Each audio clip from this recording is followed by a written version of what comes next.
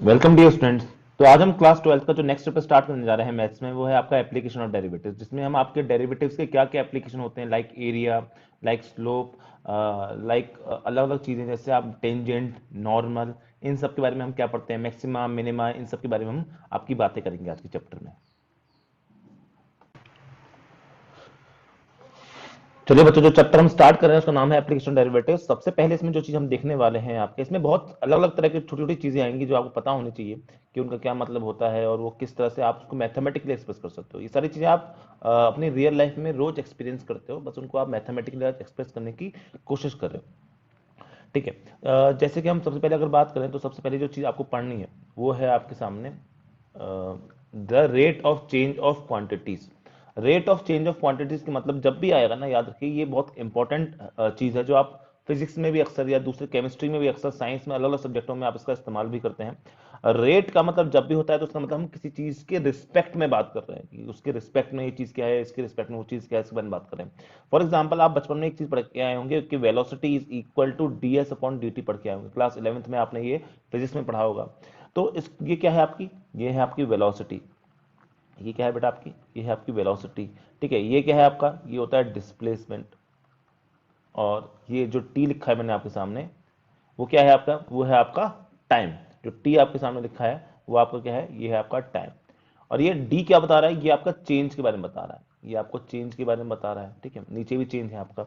तो इसको हम क्या बोलते हैं, इसको हम बोलते हैं ऐसे कि वेलोसिटी क्या हो जाएगी आपकी, velocity can be defined as it is rate of change of displacement. क्या हो गया बेटा आपका, rate of change of displacement, of displacement, जिसको हम एस से बुला रहे हैं आपका, displacement s with respect to time T.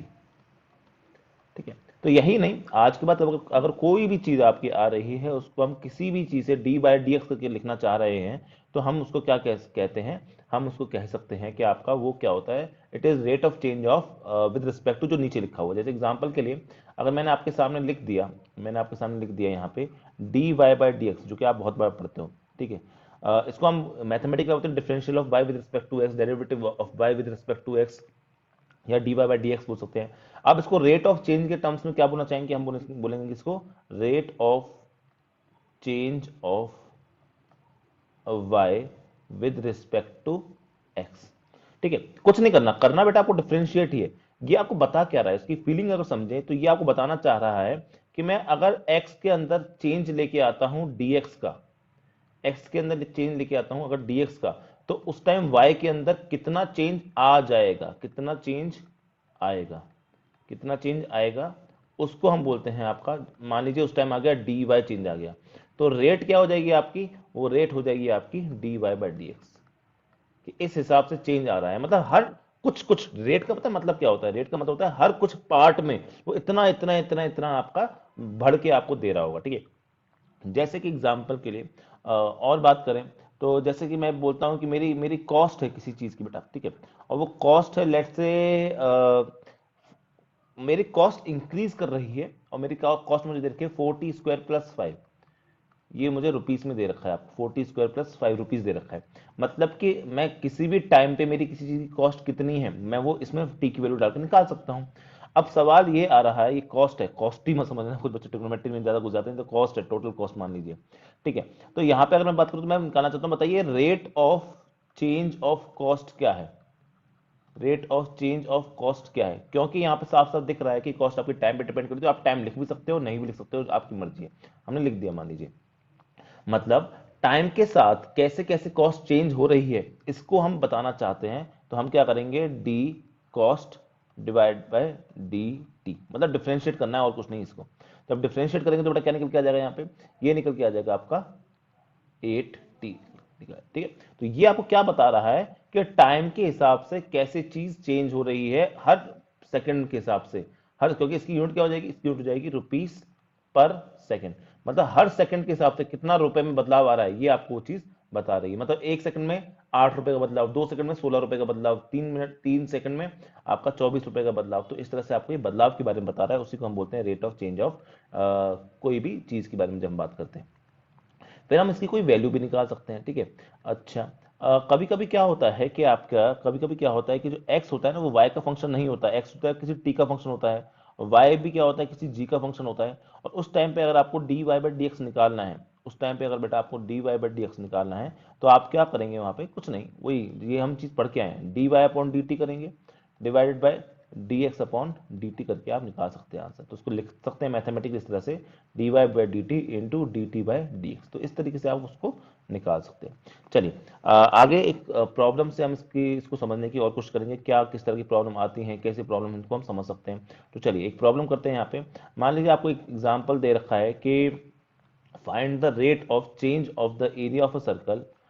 देखेंगे क्वेश्चन आपको एग्जांपल के फॉर्म में दे रखा है, find the rate of change of area of a circle per second with respect to its radius. याद रखेंगे with respect to its radius पूछा गया है आपको, ठीक है, और हमें निकालना है। अब देखिए पर विद रिस्पेक्ट टू रेडियस पूछा गया है, ठीक है, व्हेन आर इज 5 सेंटीमीटर, उस टाइम पे उसकी कितनी वैल्यू है ये आपसे पूछी गई है। तो हम जानते हैं कि एरिया ऑफ सर्कल क्या होता है आपका, जो एरिया ऑफ सर्कल होता है बेटा वो होता है आपका ए, मान लेते हैं उसको हम क्या बोलते हैं पाई आर स्क्वायर, जहाँ पे आर क्या है आपका, आर इज योर रेडियस है, ठीक है, ये है आपका एरिया।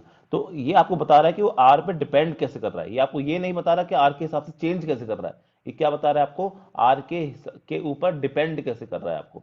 अब आपको क्या निकालना है यहाँ पे, आपको निकालना है change of the area, change of the area with respect to radius. ये जो है ना ये चीज गलत लिखी है, इस पे आप ध्यान ना दें, ये फालतू लिख दिया इसने। आपको निकालना है यहाँ पे change of area with respect to radius, ठीक है। तो वो क्या हो जाएगा बेटा, वो आपका हो जाएगा और कुछ नहीं, D a by D R से आप उसको रिप्रेजेंट करेंगे, डी आर से आप उसको रिप्रेजेंट करेंगे। तो ये आपका जब इसको बस डिफरेंशिएट करना है तो क्या हो जाएगा बेटा, 2 पाई आर हो जाएगा, ठीक है। उसने पूछा है कि ये तो 2 पाई ये हर रेडियस के हिसाब से कैसे चेंज कर रहा है आपका एरिया, ये बताता है आपको। बोल रहा है कि at r is equal to 5 second की क्या वैल्यू हो जाएगी, तो आपको कुछ नहीं बस वैल्यू 5 रख देनी है वहाँ पे। जो आप 5 वैल्यू वहाँ पर रखेंगे तो आपका यहाँ पे D a by D R क्या आ जाएगा, यहाँ पे D a by D R की जगह पे आ जाएगा आपका 2 इंटू पाई इंटू 5, ठीक है। तो ये आ गया आपका 10 पाई, ये 10 पाई निकल के आ गया। अगर आपको उसको यूनिट, आपको इसकी यूनिट चेक करनी है तो इसकी यूनिट क्या हो जाएगी, या तो आप सेंटीमीटर रख देंगे या फिर आप इसको क्या रखते हैं सेंटीमीटर स्क्वायर। अगर इसने टाइम के रिस्पेक्ट में पूछ दिया है, ठीक है, टाइम के रिस्पेक्ट में पूछ दिया है तो आप कुछ नहीं, मतलब आप इसको कभी कभी टाइम के रिस्पेक्ट में 10 पाई सेंटीमीटर स्क्वायर पर सेकंड के हिसाब से अगर लिखना चाहें तो लिख सकते हैं विद रिस्पेक्ट टू टाइम, अगर आपसे वो पूछ रहा है तो। वैसे तो ये चीज पूछना थोड़ा सा गलत है, आपको मेन वैल्यू से यहाँ पे मतलब होना चाहिए, वो आपने देख ही लिया यहाँ पे। चलिए आगे बात करते हैं आपका, लेट्स से क्वेश्चन और लेके आते हैं यहाँ पे। मान लीजिए अब आपको एक क्वेश्चन मैंने एरिया पे किया, अब एक क्वेश्चन करते हैं आपका वॉल्यूम पे। देखिए जनरली जो ज्यादातर सवाल होते हैं ना बेटा वो टाइम के बेसिस पे होते हैं, इसलिए फाइनल आंसर आप टाइम के बेसिस में करके आ सकते हो, उससे कोई दिक्कत नहीं होगी आपको। चलिए देखते हैं तो ये क्वेश्चन आपसे क्या बोल रहा है। This question is telling you to find the volume, या फिर volume, the volume of cube is increasing at a rate of 9 cubic centimetre square centimetre पर सेकेंड। मतलब आपका दे रखा है कि वॉल्यूम इज इंक्रीजिंग, तो इंक्रीज मतलब चेंज होता है, तो यानी दे के रखा है change of volume, change of volume with respect to time, ये दे रखा है। और इसको हम क्या लिख सकते हैं आपका mathematically d v upon d t लिख सकते हैं, ठीक है, ये हो गया। और ये कितना दे रखा है आपको बेटा, 9 दे रखा है, 9 सेंटीमीटर क्यूब पर सेकंड दे रखा है, बहुत अच्छी बात है।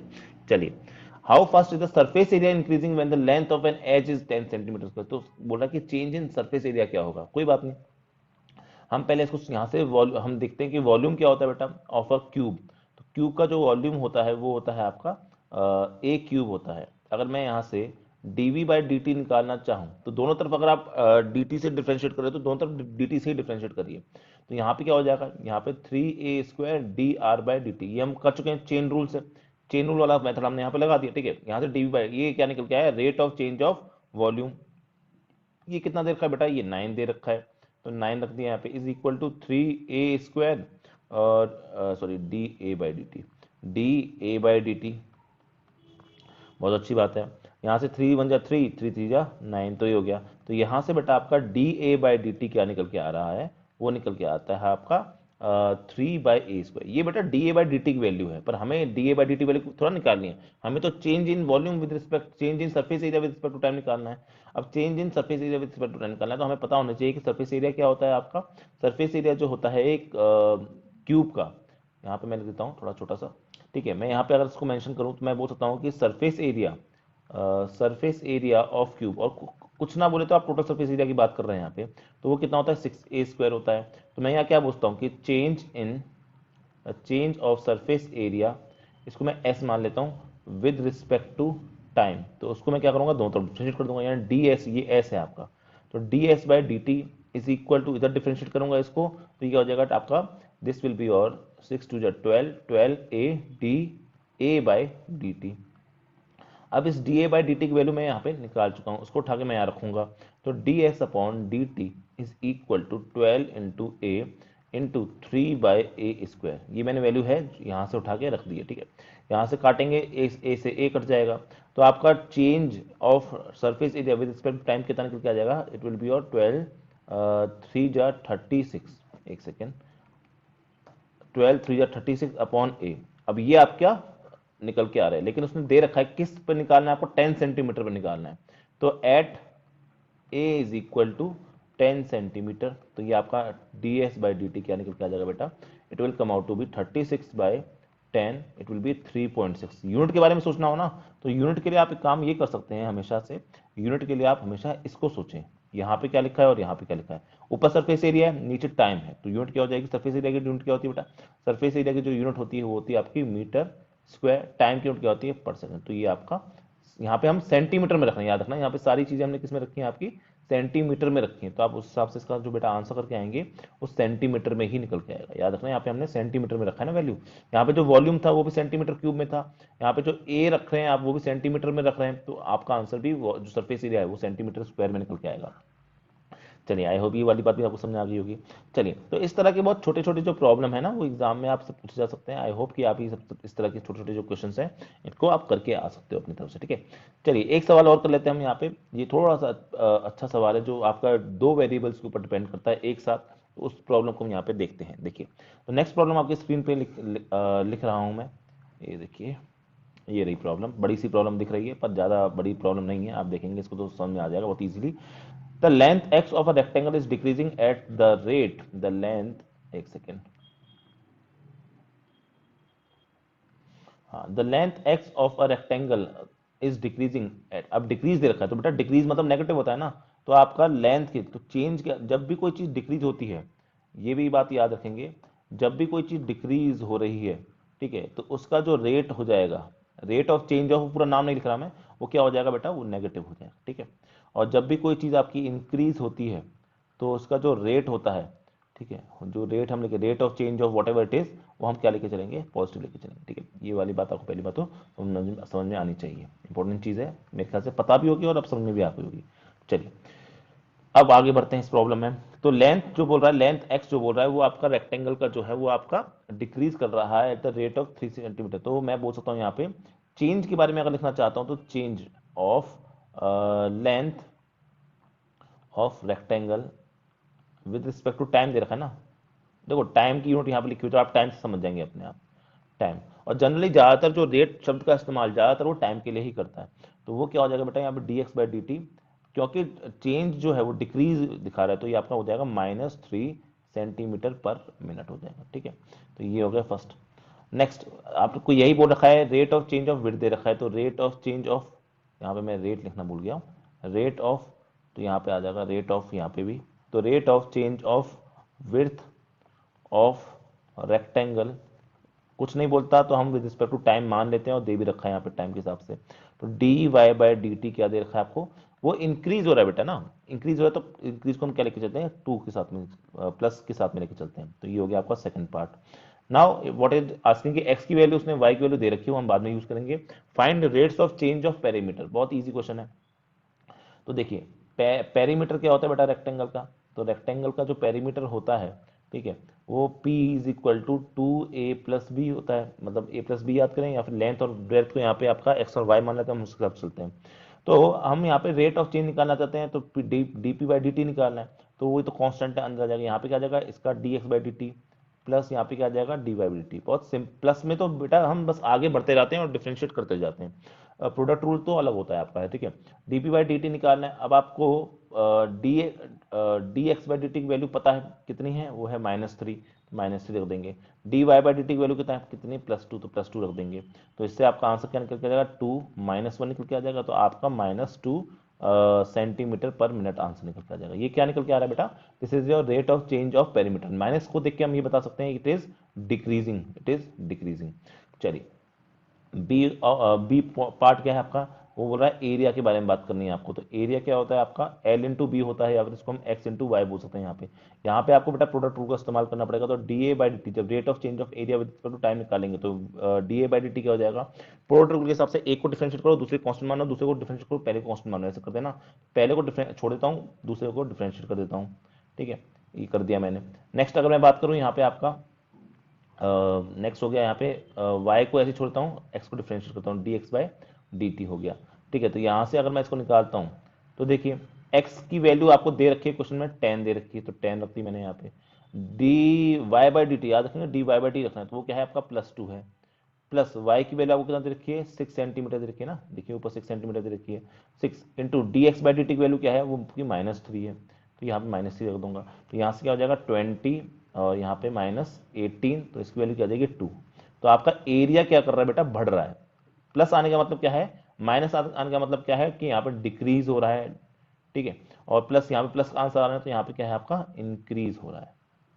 एरिया इंक्रीज कर रहा है टाइम के साथ में, पर पेरीमीटर क्या कर रहा है, टाइम के साथ में डिक्रीज कर रहा है। ये हो जाएगा सेंटीमीटर स्क्वायर पर मिनट आपका आंसर, ठीक है। तो ये इसका आंसर हो जाएगा, ये इसका आंसर हो जाएगा। आई होप कि आपको ये दोनों पार्ट जो होंगे या दोनों आंसर जो है अच्छे से समझ में आए होंगे, ठीक है। तो इस तरह के बहुत इजी क्वेश्चन आपसे एग्जाम में बेटा पूछ सकता है। कोई बहुत बड़ी चीज नहीं बता दी मैंने आपको, बहुत सिंपल चीज है, बस आपको डिफरेंशिएट करना है, वैल्यू डालनी है, डिफरेंशिएट करना है, वैल्यू डालनी है, ठीक है। ऐसे सवाल कभी कभी ना ऐसे सवाल कभी कभी क्या होते हैं कि उसमें बन जाते हैं आपके, कि थोड़ा कॉमर्स में भी ऐसे सवाल आ जाते हैं। ये जो मैथमेटिक्स का पार्ट है ना बेटा, ये कॉमर्स में भी है, ये आपके साइंस में भी है, ठीक है। सेम सेम मैथ जो होती है वो कॉमर्स और साइंस दोनों में चलती है। तो इस तरह के सवाल आपको कॉमर्स और साइंस दोनों में देखने को मिलता है। तो एक कॉमर्स का सवाल यहाँ पे जो देखने को मिलता है वो मैं आपको समझता हूँ। सवाल का कंसेप्ट में कोई फर्क नहीं बेटा, ठीक है, सवाल के कंसेप्ट में कोई फर्क नहीं, बस वो पता होने वाली बात है।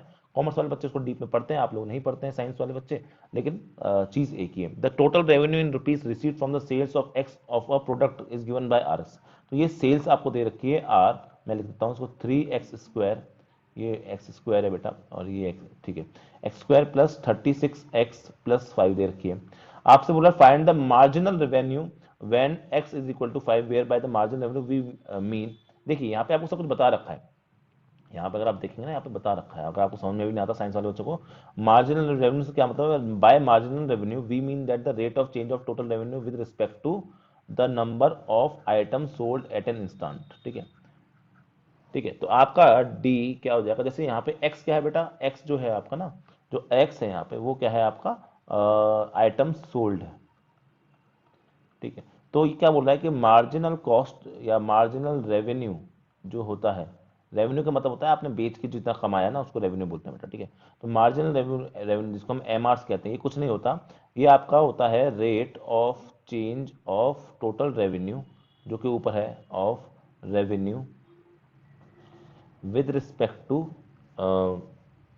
आइटम्स सोल्ड, ठीक है। रेवेन्यू को हम किससे मान रहे हैं, आर से मान रहे हैं, आइटम सोल्ड को हम किससे मान रहे हैं, एक्स से मान रहे हैं। तो आपका मार्जिनल रेवेन्यू का मतलब कुछ नहीं होता, it is your d r by d x, it is d r by d x. Commerce वाले इस चीज को बहुत डीपली पढ़ते हैं अलग से अपने टॉपिक्स में, साइंस वाले नहीं पढ़ते, तो इसलिए उसने पूरा मतलब बता दिया आपको। तो यहाँ पे आपको एम आर निकालना है d r by d x करके।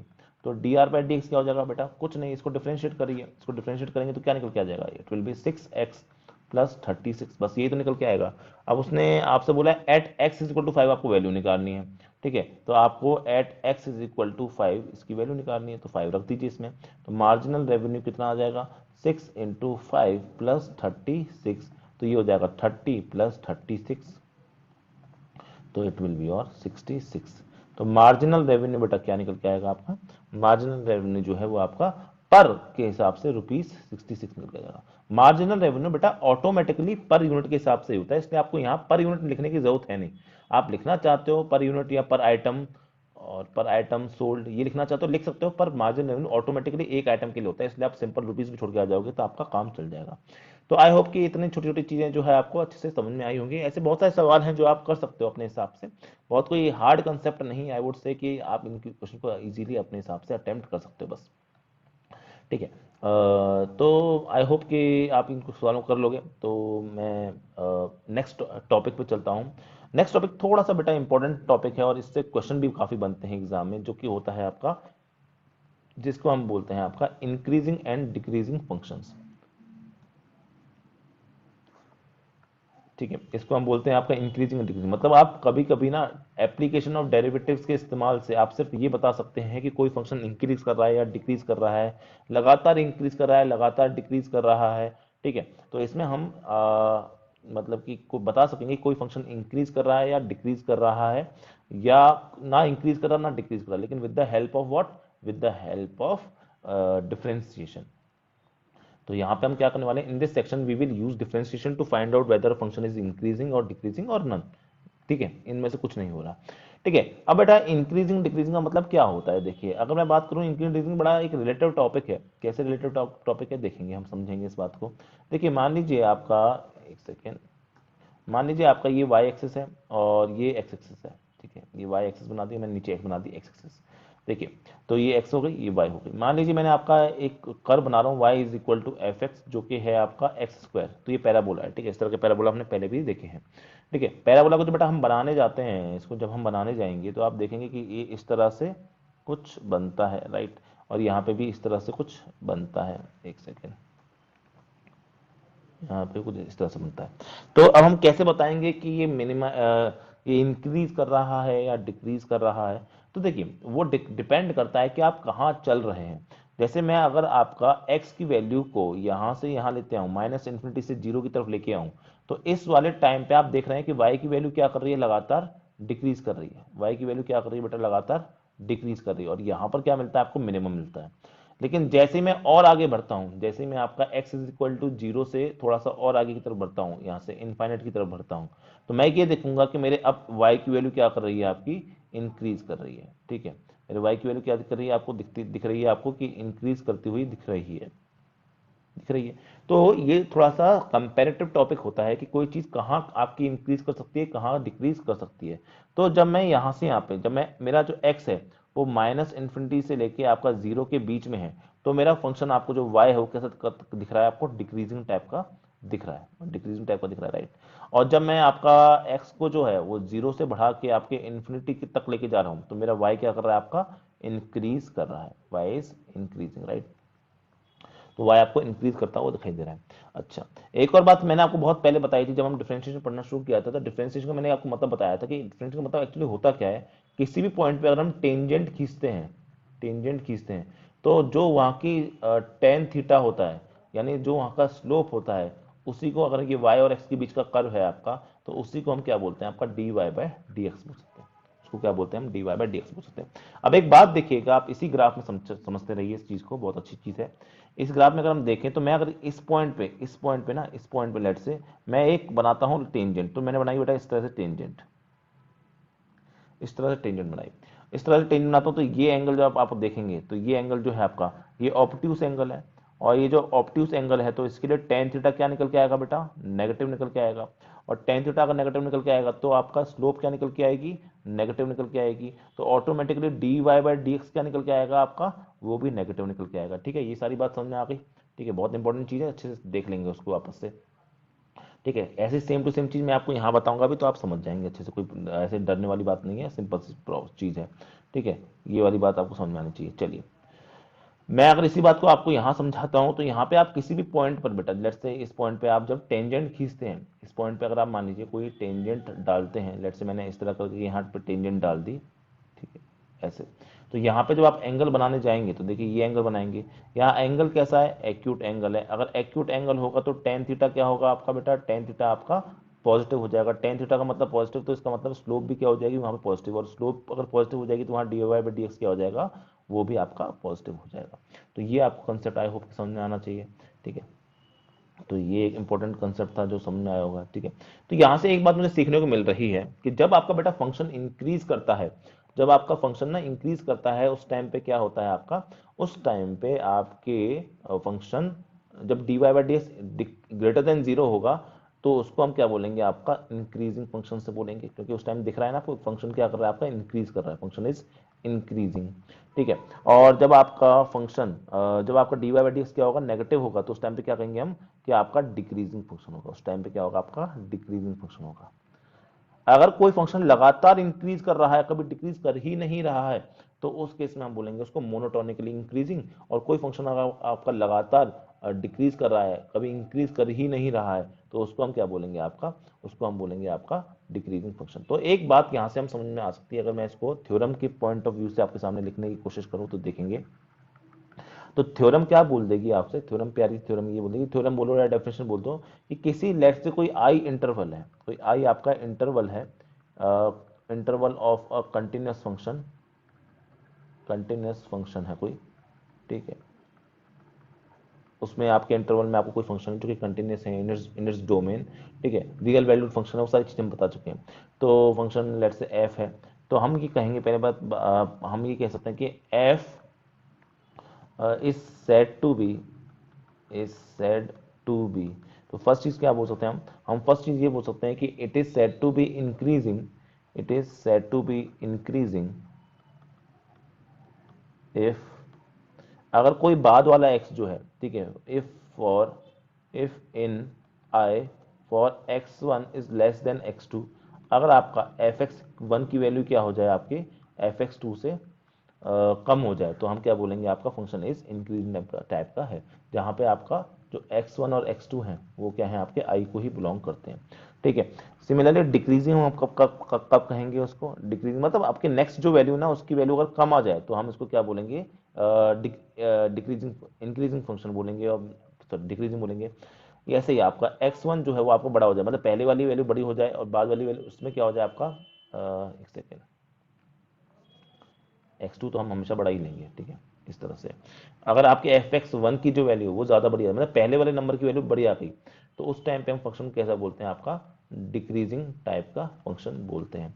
ठीक है, और अगर मैं बोलूं कि कांस्टेंट बोल सकता हूं उसको मैं, मतलब किसी भी x के लिए कांस्टेंट इन i, अगर मैं बोलूं कि x1 कुछ भी हो आपका, अगर fx1 की वैल्यू क्या हो जाए बेटा, आपका fx2 के बराबर आ जाए, तो इसको मैं क्या बोलूंगा आपका कि ये फंक्शन कैसा है, आपका कांस्टेंट फंक्शन कहलाएगा। तो ये तो एक टुच्ची सी प्यारी सी डेफिनेशन हो गई, ऐसी डेफिनेशन हम क्या इस्तेमाल करेंगे, हमें डिफरेंशिएशन से इसको रिलेट करना है। ठीक है, अगर हम डिफरेंशिएशन से इसको रिलेट करना चाहेंगे, ठीक है, कभी कभी हम इसका इस्तेमाल करते हैं स्ट्रिक्टली इंक्रीजिंग, स्ट्रिक्टली डिक्रीजिंग, वो सब फंक्शन का इस्तेमाल करते हैं। जैसे कि मैं आपको दिखाना चाहूँ तो जैसे मैंने आपको ये बताया था पैराबोला, ठीक है, ठीक है, तो पैराबोला में मैं आपसे क्या पूछ सकता हूँ कि यहाँ पर फॉर माइनस इन्फिनिटी से माइनस इन्फिनिटी टू जीरो, ये क्या हो जाएगा आपका, ये आपका डिक्रीजिंग टाइप का हो जाएगा। ठीक है, for x zero to infinity, ये क्या हो जाएगा आपका, इंक्रीजिंग टाइप का हो जाएगा। तो इसको हम बेटा स्ट्रिक्टली इंक्रीजिंग टाइप का फंक्शन नहीं बोलते।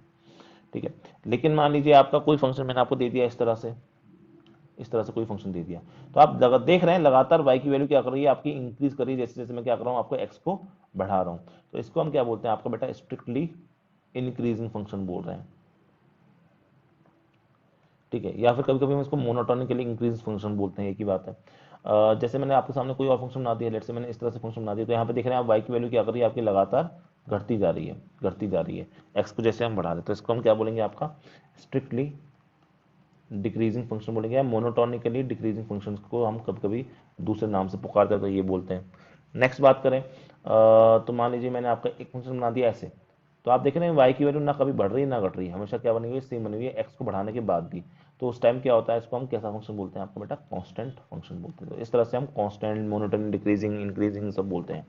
इसलिए किसी भी पॉइंट पे हम क्या करते हैं, आपका बताने की कोशिश करते हैं, तो ये बहुत बेकार मेथड हो जाएगा कि हम उसको बता रहे हैं किससे, हम उसको बता रहे हैं आपका क्या कहते हैं, x1 x2 लेके। ठीक है, बेटर क्या होगा आपके लिए, बेटर बेटा ये माना जाएगा कि आप क्या करेंगे कि थ्योरम से एक दूसरी थ्योरम देखते हैं यहाँ पे, वो डेफिनेशन हो गई। अब हम थ्योरम देखते हैं, थ्योरम क्या बोलती है। हम डिफरेंशिएशन से कैसे बता सकते हैं आपका, तो उसको हम देखते हैं डिफरेंशिएशन से। तो हमने बोला कि let F be a continuous function, let F be a continuous function, एक सेकंड मैं आपको सामने टाइप कर देता हूँ, ठीक है, इस तरह से, ठीक है। Let F be a continuous on a b and differentiable on the open interval a b, ठीक है। वो तो ओपन इंटरवल हम मानते हैं क्योंकि एंड में क्या मिलता है ना बेटा, शार्प पॉइंट मिलते हैं, एंड में शार्प पॉइंट मिलने की वजह से हम उस पर कमेंट नहीं करते यहाँ पे।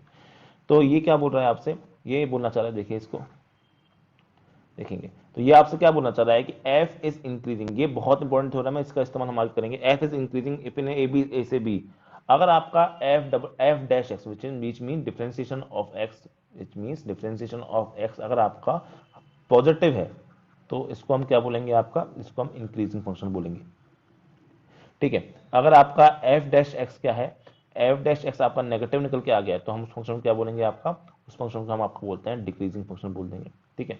नेक्स्ट आपका है, अगर आपका जो f डैश x है वो आपका क्या है, वो आपका जीरो हो गया, मतलब उसकी वैल्यू ना इंक्रीज करेगी ना डिक्रीज करेगी, मतलब वो क्या हो जाएगा, आपका कांस्टेंट फंक्शन हो जाएगा। तो ये बेसिक मेथड है जिससे हमको सारे सवाल करने होंगे, ये पहचानने के लिए कि कोई सवाल आपका कैसे है। इसमें हम क्या कर रहे हैं, बस आपको याद रखना हो तो ये हम प्रूव करते हैं बाय यूजिंग एमवीटी, ठीक है। मैं कैसे, अगर आपको उसको प्रूव करना हो तो आप बाय यूजिंग एमवीटी, या इसको हम क्या बोलते थे एमवीटी को, मीन वैल्यू थ्योरम से इसको प्रूव कर सकते हैं। हम यहाँ पे प्रूव नहीं करने वाले बेटा, हमारे लिए इंपॉर्टेंट नहीं है बिल्कुल। तो हम मीन वैल्यू थ्योरम से इसको कर सकते हैं। आपको मीन वैल्यू थ्योरम पिछले चैप्टर में कंटिन्यूटी एंड डिफरेंशिएबिलिटी में पढ़ा रखी है, आपको मन होगा तो प्लीज जाके आप देख सकते हैं। एक और बात याद रखेंगे, हम यहाँ पे कभी भी एंड पॉइंट्स की बात नहीं करने वाले, ठीक है। यहाँ हम कभी भी एंड पॉइंट्स की बात नहीं करने वाले, तो वो आपको समझ में आना चाहिए। चलिए एक क्वेश्चन कर लेते हैं यहाँ पे इस पूरी चीज़ को समझने के लिए, ठीक है। एग्जाम्पल के थ्रू समझते हैं इसको तो हमें और अच्छा समझ में आएगा। देखिए मान लीजिए आपके सामने एक एग्जाम्पल लिखा हुआ है इस तरह से, चलिए, और आपको बोल रखा है क्वेश्चन ने, एक बात थोड़ा देखेंगे, ये एक्स क्यूब है बेटा, ये आपका एक्स क्यूब है, ये आपका एक्स स्क्वायर है, ठीक है।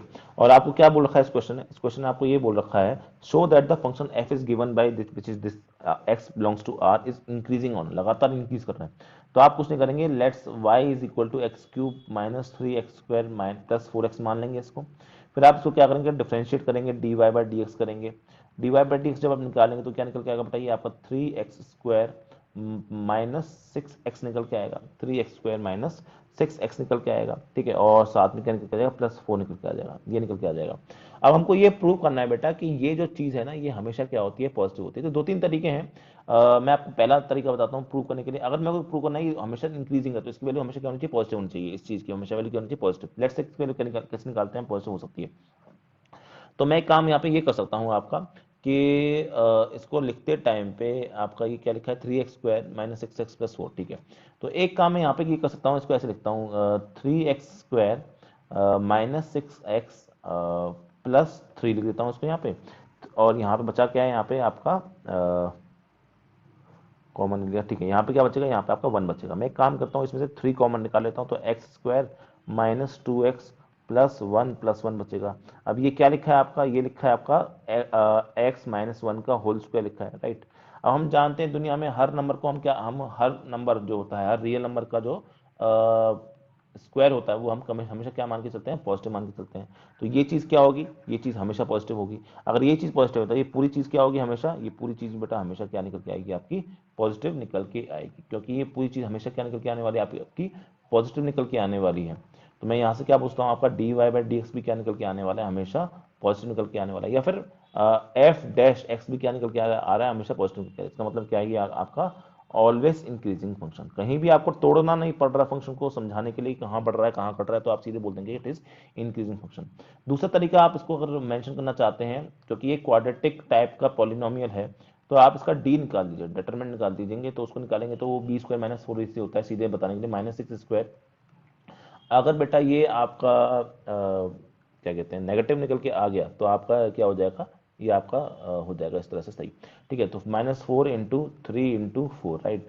तो यहाँ पे अगर हम बोलते हैं डी तो ये हो जाएगा 36, और ये 16 से 48, क्योंकि आपका जो डी है बेटा वो नेगेटिव निकल के आ रहा है। सॉरी, डी जब निकालते हैं तो हम ब्रैकेट नहीं लगाते हैं, सॉरी, ये स्क्वायर रूट नहीं लगाते हैं, डी जो होता है वो बी स्क्वायर माइनस फोर का डिटरमिनेंट होता है। तो ये क्योंकि जब ये नेगेटिव निकल के आता है तो हम मान सकते हैं कि इसकी वैल्यू हमेशा क्या मानी जाएगी, आपका हमेशा F x is always, sorry ये एफ डैश एक्स है ना, हाँ ये एफ डैश एक्स है, तो ये एफ डैश एक्स क्या है आपका, ये इट इज ऑलवेज पॉजिटिव। अगर it is always positive then आपका ऑब्वियसली मीन्स कि हमेशा क्या हो जाएगा, आपका इंक्रीजिंग टाइप का हो जाएगा। तो इस टाइप से भी आप बता सकते हैं, दोनों तरीके सही है, कोई दिक्कत वाली बात नहीं आनी चाहिए। समझ में मेरे ख्याल से आ गया होगा ये चीज़। तो इस तरीके से हम कोई चीज़ इंक्रीजिंग है डिक्रीजिंग है ये आपको अच्छे से समझा सकते हैं। जैसे समझाते हैं नेक्स्ट,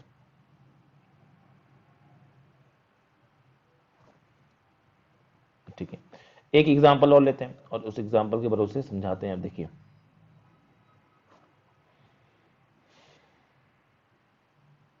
एक सेकेंड रखेंगे,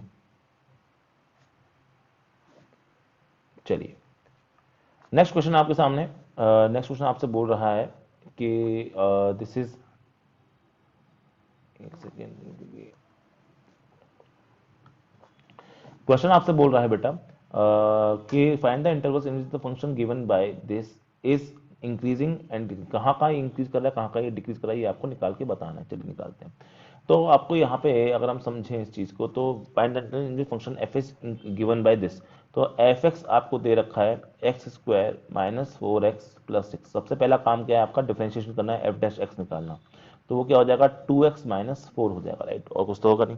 इसको हम क्या लिख सकते हैं, इसको हम टू एक्स माइनस टू लिख सकते हैं, राइट। अब सुनिए, अब बोल रहा है कहाँ इंक्रीज करेगा, तो बेटा जहां पे वो इंक्रीज करेगा, जहां पे ये फंक्शन इंक्रीजिंग होगा वहां पे आपके एफ डैश की वैल्यू क्या निकल के आ जाएगी, पॉजिटिव निकल के आ जाएगी। तो ये हम इसका मतलब टू एक्स माइनस टू की वैल्यू क्या आ जाएगी, पॉजिटिव निकल के आ जाएगी, यानी एक्स माइनस टू की वैल्यू क्या आ जाएगी, पॉजिटिव आ जाएगी। इसका मतलब एक्स ग्रेटर देन टू, मतलब for x greater than two, यानी एक्स की वैल्यू अगर मैं टू से बड़ी लेता हूँ कहाँ तक, इनफाइनाइट तक, तो इस वाले इंटरवल के लिए क्या होगा आपका, इस वाले इंटरवल के लिए it is always increasing function. ऐसे में बी पार्ट अगर आपका लेके समझाना चाहूँ तो डिक्रीजिंग फंक्शन कहाँ होगा ये पता करना है कि कहाँ डिक्रीजिंग होता है। तो मैं इसका एफ डैश एक्स निकाल के बोलूंगा कि नेगेटिव होना चाहिए उस पार्ट में, और ये क्या है two x minus two is negative होना चाहिए, ठीक है। तो ये टू से टू कट जाएगा तो एक्स माइनस टू क्या होना चाहिए, लेस देन टू होना चाहिए, नहीं एक्स की वैल्यू क्या होनी चाहिए, लेस देन टू होनी चाहिए। मतलब आपका एक्स जब आपका टू से छोटा होगा ना, मतलब इस तरह से माइनस इन्फिनिटी से इस ये इंटरवल हो जाएगा। इसने इंटरवल पूछा था, आपको इंटरवल बताना पड़ेगा। तो इसमें आपका क्या हो जाएगा, इसमें डिक्रीजिंग होगा, इसमें इंक्रीजिंग होगा। तो इसी तरह के ना बेटा बहुत छोटे छोटे सवाल, आपके बहुत प्यारे प्यारे सवाल बन के आते हैं। आपको बस ये बताना होता है कहाँ इंक्रीज करेगा कहाँ डिक्रीज करेगा। तो आपका मेन कंसेप्ट यहाँ पे क्या हो जाएगा, आपको बस ये बताना पड़ेगा कि कहाँ पे आपका उसके एफ डैश की वैल्यू कहाँ है, पॉजिटिव है, उसके एफ उसके कहाँ उसकी नेगेटिव वैल्यू, बस आपको ये बताना होगा, ठीक है। आई होप कि इस तरह के जो सवाल आएंगे आप उनको भी आराम से कर पाएंगे, ठीक है। और बहुत अच्छे अच्छे सवाल इसमें बन सकते हैं, सवाल की कोई कमी नहीं है इसमें। सवाल तो आप एक सवाल उठाएंगे, दो सवाल उठाएंगे, तो सवाल तो इसमें कभी खत्म नहीं होने वाले, ठीक है। चलिए हम इसके साथ में चलते हैं आपके नेक्स्ट टॉपिक पे, जो इस चैप्टर में हम देखते हैं वो होता है आपका टेंजेंट एंड नॉर्मल, ठीक है। इसको थोड़ा सा यूज करेंगे बेटा हम लाइंस में, जो आपका 3D चैप्टर होता है या लाइंस चैप्टर होता है उसमें भी इसका थोड़ा बहुत इस्तेमाल होता है। चलिए तो देखते हैं आपका नेक्स्ट टॉपिक जो होता है इससे, वो है आपका टेंजेंट एंड नॉर्मल्स। तो टेंजेंट एंड नॉर्मल्स की अगर हम बात करें तो ये क्या बताता है आपको, टेंजेंट हम जानते हैं क्या होता है बेटा, टेंजेंट कुछ नहीं होता, एक लाइन होती है जो किसी चीज को छू के निकल जाती है, ठीक है। अच्छा उससे पहले हमको ये पता होना चाहिए, उससे पहले हमको ये चीज पता होना चाहिए कि इक्वेशन ऑफ लाइन लिखने के बहुत सारे तरीके होते हैं। इक्वेशन ऑफ लाइन लिखने के बहुत सारे तरीके होते हैं, उनमें से एक तरीका है आपका y इज इक्वल टू, उनमें से एक तरीका है आपका y, आपने मेरे ख्याल से ऐसे पढ़ा होगा, y minus y not is equal to, एक second, y two minus y one upon x two minus x one, ठीक है। और यहाँ पे क्या आ जाता है आपका x माइनस एक्स नॉट, इस तरह से आपने पढ़ा होगा, राइट। इसको अगर आप थोड़ा सा गौर से देखें तो ये क्या लिखा है, ये आपका लिखा है आपका, ये आपका, ये देखो y ऐसे कोई मानो मैंने बना दिया, तो ये y two minus y one हो गया, ये x two minus x one हो गया। तो ये आपका टेन थीटा ही तो लिखा है एक तरह से, और टेन थीटा को बेटा हम क्या बोलते हैं, आपका स्लोप बोलते हैं। स्लोप को जनरली हम आपका m से रिप्रेजेंट करते हैं। तो इसको हम इस तरह से, इसी क्वेश्चन को, सेम क्वेश्चन को हम दूसरे तरीके से कैसे लिख सकते हैं, आपका y minus y not is equal to m x minus x not, इस तरीके से भी उसको हम लिख सकते हैं। क्वेश्चन ऑफ लाइन को लिखने का ये दूसरा तरीका है। अब देखेंगे हम इस बात को समझेंगे यहाँ पे कि अगर मैं इस तरफ डिफ्रेंशिएट करता हूँ दोनों साइड, अगर मैं इसको डिफ्रेंशिएट करता हूँ दोनों साइड, तो d y by D x बन जाएगा इज इक्वल टू, इसका तो जीरो हो जाएगा ना क्योंकि तो कांस्टेंट होता है। एम का एम भी कांस्टेंट, तो एम को ऐसे लेने दो, और यहाँ पे क्या आ जाएगा आपका अंदर घुसेंगे तो एक्स, एक्स का डिफरेंशिएट क्या होगा, वन माइनस जीरो, तो ये क्या निकल के आ जाएगा, यहाँ से साफ साफ प्रूव, जो मैं पहले बता चुका हूँ कि d y by D x और कुछ नहीं होता, आपका एम होता है स्लोप, तो उसी को हम क्या बोलते हैं, आपका d y by D x भी बोलते हैं। तो यहाँ से बात प्रूव हो गई कि स्लोप क्या होती है आपकी, गिवन बाय स्लोप। तो मैं अब इसी स्ट्रेट लाइन को, अब देखिए ये स्लोप किसकी है, स्लोप ऑफ टेंजेंट है ना, टेंजेंट जो स्लोप होता है वो टेन थीटा होता है, टेन थीटा का मतलब टेंजेंट थीटा होता है। तो टेंजेंट एट अ पॉइंट, किसी पॉइंट पर टेंजेंट का जो स्लोप होता है ना, वो हम किससे निकाल सकते हैं, आपके d y by D x से निकाल सकते हैं। मतलब मेरा कहने का कि किसी पॉइंट बेटा, अगर आपको किसी पॉइंट पे अगर आपको स्लोप लिखनी है, तो मैं ये बोल सकता हूँ कि स्लोप, कि the slope of tangent of the two the curve, एक सेकेंड मैं इसको यहाँ पे सामने आपके लिखूँ, तो मैं ये बोल सकता हूँ किसी भी जगह पे आपके टेंजेंट की जो स्लोप होती है एक्स नॉट वाई नॉट पर, तो उसको मैं कैसे लिख सकता हूँ आपको, it is given by d y by d x, ठीक है, at x not y not, ठीक है, जिसको हम आपका f dash x not y not भी बोल सकते हैं। ठीक है, बस कुछ नहीं करना, डिफरेंशिएट करके वहां पे आपको एक्स नॉट वाई नॉट की वैल्यू डाल देनी है, आपको वही आंसर क्या हो जाएगा, मिल जाएगा। तो उससे आपकी इक्वेशन ऑफ टेंजेंट क्या बन जाएगी किसी पॉइंट पर, तो अगर मैं उसको लिखना चाहूँ, the equation of tangent at a point on the curve y is equal to fx, it will be given by, it will be simply given by this equation,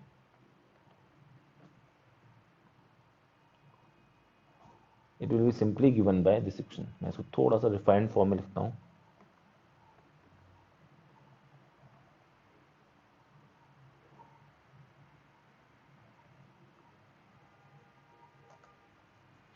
तो इसको अगर मैं थोड़ा सा रिफाइंड फॉर्म में यहाँ पे लिख रहा हूँ आपके सामने,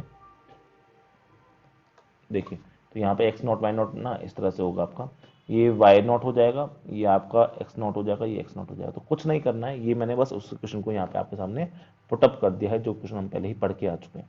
ठीक है, देखिए, तो ये हो जाएगी आपकी वाई माइनस वाई नॉट, ये क्या हो जाएगी, किसी पॉइंट पर टेंजेंट। तो बेटा किसी भी पॉइंट पर अगर आपको टेंजेंट, जैसे मान लीजिए आपका इस तरह से कोई कर्व है, और इस पॉइंट से गुजरने वाली जो टेंजेंट है, आपको इसकी इक्वेशन लिखनी है, इसकी इक्वेशन लिखनी है, तो आपको कुछ नहीं करना है, ये आपको y is equal to f x दे रखा होगा, तो सबसे पहले आपको क्या काम करना है, d y by D x निकालना है। ठीक है, वो आपको क्या दे देगा, स्लोप दे देगा, m दे देगा। ठीक है, फिर अपन क्या करेंगे, आपका मैं जानता हूँ कि इस ये पॉइंट कौन सा है, x not y not point है, तो इसमें मैं क्या करूँगा आपका, यहाँ पे मैं y minus y not is equal to m x minus x not होता है, बस इस x इसकी जगह पे, इसकी जगह पे मैं क्या करूंगा, आपका इसकी वैल्यू को यहाँ पे रख दूंगा, और इसकी वैल्यू मैं कहाँ निकालूंगा, एक्स नॉट वाई नॉट, जहाँ पे भी मुझे निकालनी है वहाँ पे निकाल के मैं इसकी वैल्यू रख दूंगा। तो मैं क्या, मुझे क्या मिल जाएगी आपकी, this will be my equation of tangent, जो मैंने डैश डैश में बना रखी है ना, वो आपकी क्या बन जाएगी, इक्वेशन ऑफ टेंजेंट, यहाँ पे आपके सामने बन के तैयार हो जाएगी। ठीक है, तो बड़ा सिंपल तरीके से हम उसकी इक्वेशन ऑफ टेंजेंट को यहाँ पे लिख सकते हैं। आई होप की वाली बात समझ में आ गई होगी। चलिए, तो ये बात मैं आपको पहले ही बता चुका हूँ, वापस से बता दिया है कि किसी भी पॉइंट पर जो टेंजेंट बनती है, उसका जो स्लोप होता है वो किससे मिल जाता है, आपको d y by d x से मिल जाता है। ठीक है, अब सुनिए आगे बात करते हैं, पर्टिकुलर केसेस की हम कुछ बात करें, यहाँ पे ध्यान देंगे, कुछ पर्टिकुलर एग्जाम्पल या केस को बोल सकते हैं उनकी, अगर हम बात करें यहाँ पे तो देखेंगे, ये क्या बोल रहा है आपसे, एक सेकेंड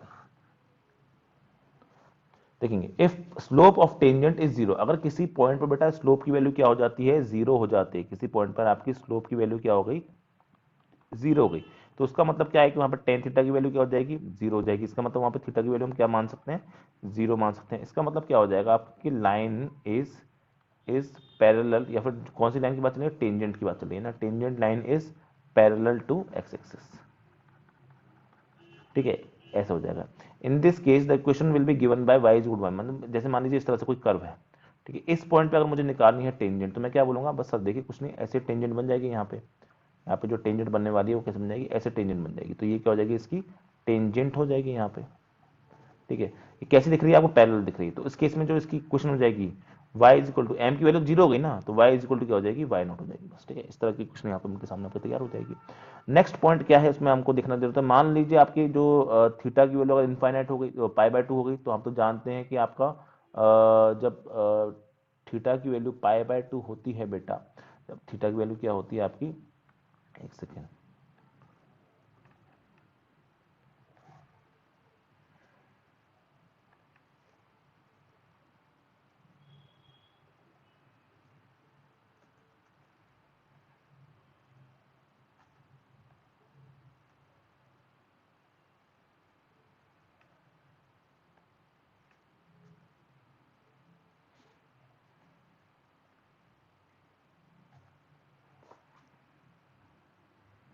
चलिए देखिए, तो अगर हम सेकंड केस में यहाँ पे बात समझें अपनी, तो सेकंड केस में मैं क्या बोलना चाह रहा हूँ कि अगर आपका थीटा की वैल्यू क्या हो जाए बेटा, पाई बाय टू के, ये पाई है आपका, पाई बाय टू के बराबर हो जाए, तो अगर आपका बेटा थीटा अगर पाई बाय टू के बराबर हो गया, देखेंगे थीटा अगर आपका पाई बाय टू के बराबर हो गया, तो हम जानते हैं कि आपका जो टेन थीटा होता है वो क्या हो जाएगा, इनफाइनाइट को टेंड करेगा, इनफाइनाइट को टेंड करेगा, उसका मतलब क्या याद रखेंगे, जो टेंजेंट है वो 90, थीटा मतलब एंगल बना रहा है ना, तो 90 का एंगल बन जाएगा, तो मतलब इसका क्या, लेट से इस तरह से मेरा कोई आपका कर्व है, ठीक है, इस तरह से कोई कर्व है आपका, और यहाँ पर मैंने बोला कि इस पॉइंट पे अगर मुझे यहाँ पे टेंजेंट बनानी है, इस पॉइंट पे अगर मुझे टेंजेंट बनानी, तो कैसे बनेगी आपकी, वो बनेगी आपकी कुछ इस तरीके से, राइट, इस तरीके से। तो इस केस में क्या हो जाएगा, आपका थीटा की वैल्यू क्या हो जाएगी, 90 हो जाएगी, थीटा की वैल्यू क्या हो जाएगी 90, और इसकी जो ये तो आपको एक लाइन पैरेलल टू, तो इसकी इक्वेशन क्या हो जाएगी, x is equal to x not हो जाएगी। तो इस तरह से आप बता सकते हैं किसी पॉइंट पे टेंजेंट की वैल्यू, टेंजेंट की इक्वेशन क्या हो सकती है। जैसे फॉर एग्जांपल मैंने आपसे बोल दिया, सिंपल सा, बहुत सिंपल सा क्वेश्चन क्या बन सकता है यहाँ पे, कि मुझे बताना है कि किसी पॉइंट पे उसकी, देखिए मैं क्या बोलना चाह रहा हूँ, जैसे सिंपल सा क्वेश्चन क्या बनता है, यहाँ से क्वेश्चन की बात कर लें, तो क्वेश्चन बन गया आपका इस तरह से, मान लीजिए कि find the slope of the tangent to the curve y is equal to, ये बेटा आपका एक्स क्यूब है, एक्स क्यूब माइनस एक्स, तो आपको y दे रखा है एक्स क्यूब माइनस एक्स, तो यहाँ पे एफ डैश बोलो, क्योंकि यहाँ पे y बोल रखा है, तो हम d y by D x बोलेंगे, तो यही क्या हो जाएगी आपकी, यही स्लोप हो जाएगी, तो वो क्या हो जाएगी आपकी 3x² माइनस एक्स, पर ये तो क्या है ना, जनरल स्लोप है, किसी भी पॉइंट पे आप स्लोप निकाल सकते हो। मैं बात करना चाहता हूँ at x is equal to two पे, तो जब एक्स इक्वल टू पे बात करूंगा तो स्लोप की वैल्यू क्या हो जाएगी, यहाँ पे एक्स की वैल्यू मैं टू डाल दूंगा, 3 × 2 का स्क्वायर माइनस वन, यानी 3 4 12 माइनस वन, यानी 11, वहाँ पे इसकी वैल्यू क्या हो जाएगी, स्लोप की वैल्यू 11 हो जाएगी, यानी टेन थीटा की वहाँ की वैल्यू 11 है, वो थीटा मैं निकाल सकता हूँ, अभी मुझे जरूरत नहीं, इसलिए नहीं निकाल रहा, ठीक है। नेक्स्ट क्वेश्चन आपके सामने मान लीजिए इस तरह से आ गया, फाइंड द पॉइंट एट विच, एक सेकेंड, मान लीजिए आपके सामने एक क्वेश्चन इस तरह से आ गया, क्वेश्चन में थोड़ी सी मिस टाइपिंग अगर होगी तो थोड़ा सा वेट करेंगे, मैं क्वेश्चन को वापस से सही तरीके से आपके सामने लिखूंगा।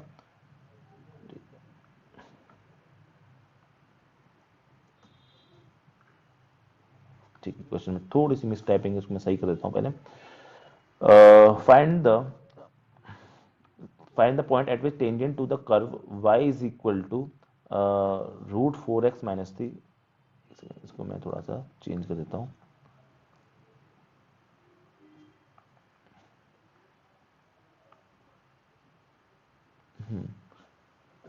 इसको यहाँ से काट के y is equal to √4x - 3, और आपको ये दे रखा है -1, has its slope two, two नहीं, ये आपका 2/3 है, आपको ये स्लोप दे रखी है। चलिए आगे चलते हैं, तो आपको स्लोप के बारे में यहाँ पे बात कर रहा है, तो हम क्या बोल सकते हैं, यहाँ पे हम बोल सकते हैं, देखिए sir, find the point at which tangent to the curve has its slope, तो आपको कर्व क्या देखा है, y is equal to √4x - 3 - 1, ये आपको दे रखा है।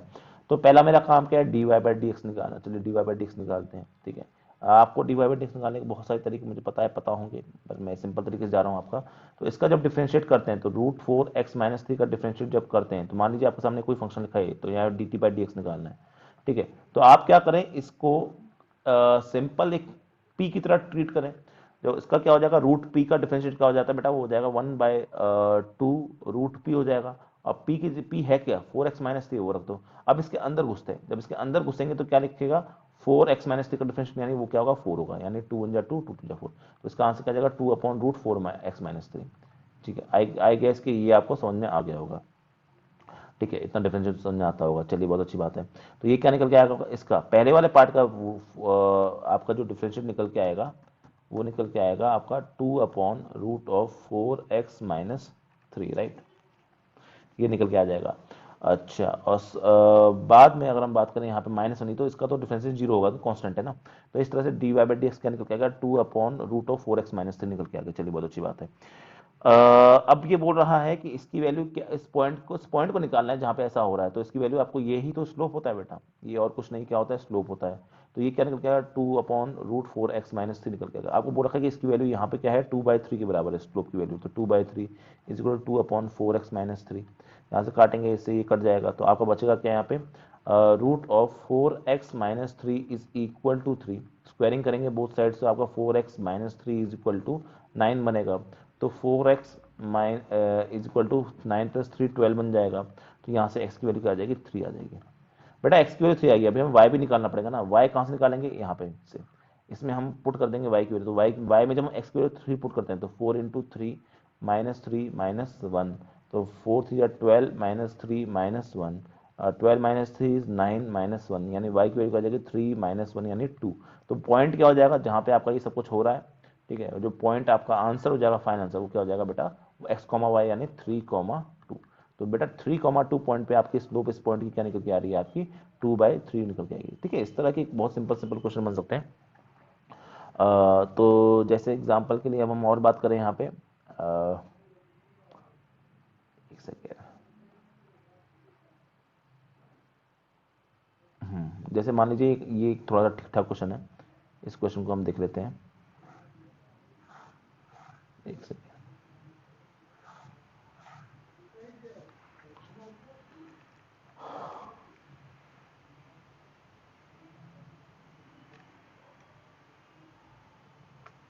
देखिए, तो ये है आपके सामने क्वेश्चन।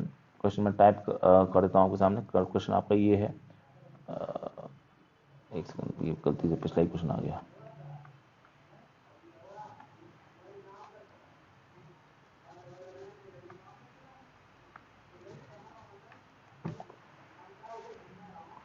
ठीक है, तो आपको बोल रखा है कि find the equation of all lines having slope two and being tangent to the curve.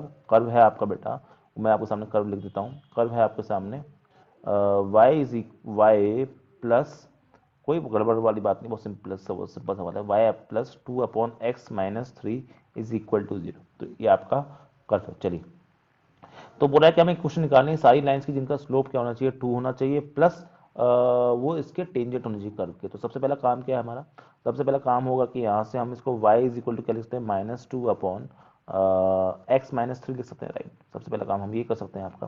फिर हम क्या निकालेंगे, डिफरेंशिएट करेंगे। डिफरेंशिएट बहुत सिंपल है, सिंपल सा है इसका।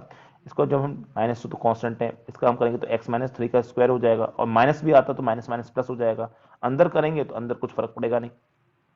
तो इसका डिफरेंशिएशन सिंपल है। स्लोप क्या निकल के आ गई, यहाँ से आपकी स्लोप निकल के आ गई आपका 2/x-3। पर क्वेश्चन में बोल रखा है कि स्लोप क्या होनी चाहिए, 2 होनी चाहिए, तो यहाँ पे वैल्यू 2 डाल दी, तो 2/x-3 का स्क्वायर डाल दिया। ठीक है, तो 2 बन जा 2, 2 बन जा 2 कट गया, तो यहाँ से x-3 के स्क्वायर की वैल्यू क्या आ जाएगी आपकी, 1 आ जाएगी। अब देखिए आगे, तो यहाँ से x-3 का स्क्वायर की वैल्यू क्या आ गई, 2 आ गई। तो यहाँ से x-3 square is equal to 2, जब दोनों तरफ, sorry, square is equal to 1, जब दोनों तरफ आपका रूट लेंगे तो यहाँ से x-3 की दो वैल्यू आएंगी। एक आपकी निकल के आएगी आपकी यहाँ से +1 और एक आएगी -1। ठीक है, +1 पे अगर हम निकालेंगे तो x इज इक्वल टू 3 + 1, और दूसरा हो जाएगा 3 -1। तो x की वैल्यू क्या निकल के आएगी, 4 निकल के आएगी, और 2, तो दो x की वैल्यू है जहाँ पे आपकी स्लोप जो है बेटा वो क्या निकल के आ रही है आपकी, वो 2 निकल के आ रही है।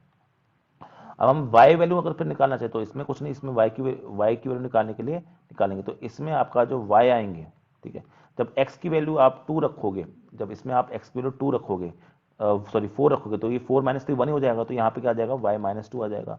और जब आप x की वैल्यू 2 रखोगे तो यहाँ पे नीचे -1 आ जाएगा, तो +2 बन जाएगा, तो ये आपका +2 बन जाएगा। तो ये y1 और x1 और y1 की वैल्यू आपको यहाँ से पता चल जाएगी। ठीक है, तो वो पॉइंट्स पॉइंट्स क्या हो जाएंगे जहाँ से वो पास कर रहा है। ठीक है, तो पॉइंट्स पासिंग जो हो जाएंगे वो क्या क्या हो जाएंगे आपके, वो हो जाएंगे 4, -2 एंड 2, 2। ये पॉइंट क्या हो जाएंगे आपके, जो पॉइंट से पास कर रही है। ठीक है, तो हमें क्या करना है, कुछ नहीं, हमें अब एक ऐसी लाइन निकालनी है, हमें एक ऐसी, अच्छा इसका स्लोप भी हमें क्या दे रखी है, स्लोप हमें दे रखी है 2। तो हमें क्या निकालनी है, लाइन जो कि पासिंग थ्रू, इक्वेशन ऑफ 9 निकालनी है। इसको मैं ऊपर ही लिखता हूँ, नीचे क्यों लिख रहा हूँ। हमको क्या निकालना है, कुछ नहीं, हमें निकालनी है the equation of a line, the equation of a line, points passing क्या है, ये है, स्लोप क्या है, ये है। ठीक है, तो आपको निकालना है, तो y minus y not is equal to m x minus x not से आप निकाल सकते हैं y माइनस वाई नॉट, किसी भी एक को पकड़ लो, इसको पकड़ लो, चाहे तो चाहे किसी और को पकड़ लो, कोई फर्क नहीं पड़ेगा आपका।